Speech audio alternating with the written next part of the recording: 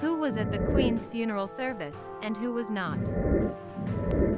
A moment of history comes to a close. The closing of the queue to see the Queen lying in state brings to an end what has become a familiar sight over the last few days.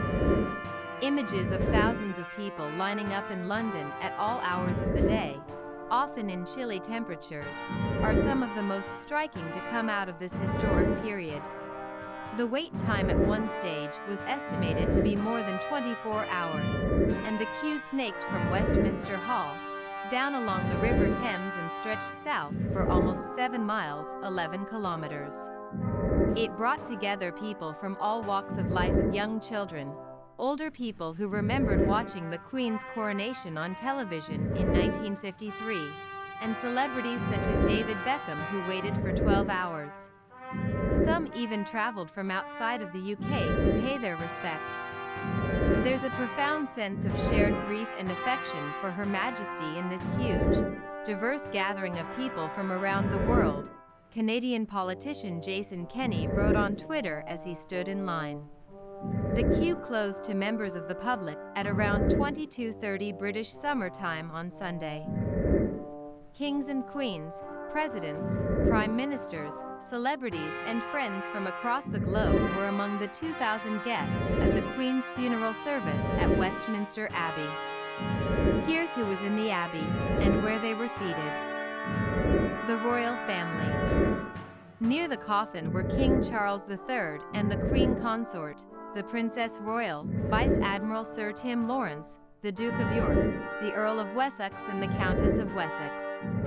In the row behind them were the Duke of Sussex, the Duchess of Sussex, Princess Beatrice, Edoardo Mapelli-Mozzi and Lady Louise Windsor. Seen in the third row behind them are Samuel Chatto, Arthur Chatto, Lady Sarah Chatto and Daniel Chatto. The Prince and Princess of Wales sat across the aisle from them, with Prince George of Wales between them and Princess Charlotte of Wales.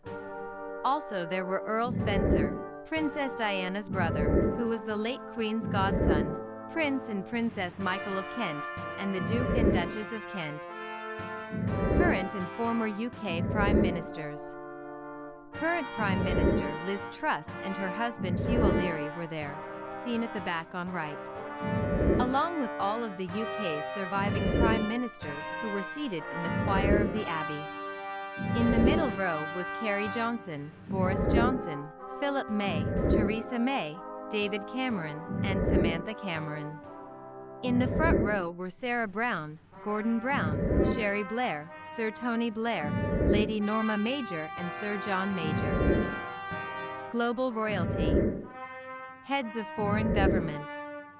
About 100 presidents and heads of government were thought to have been in the Abbey.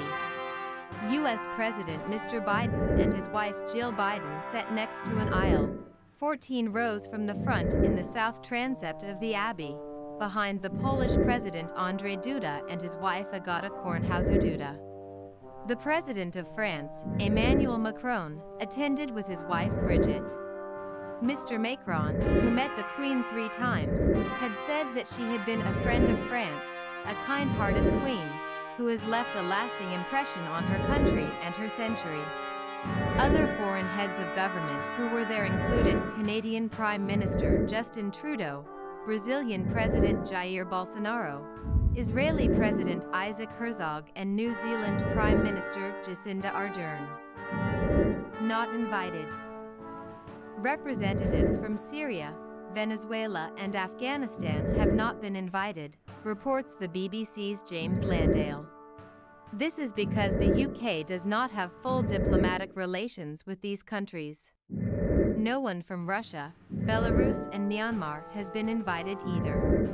Diplomatic relations between the UK and Russia have all but collapsed since Russia's invasion of Ukraine, and a spokesperson for Russian President Vladimir Putin said he was not considering attending the funeral.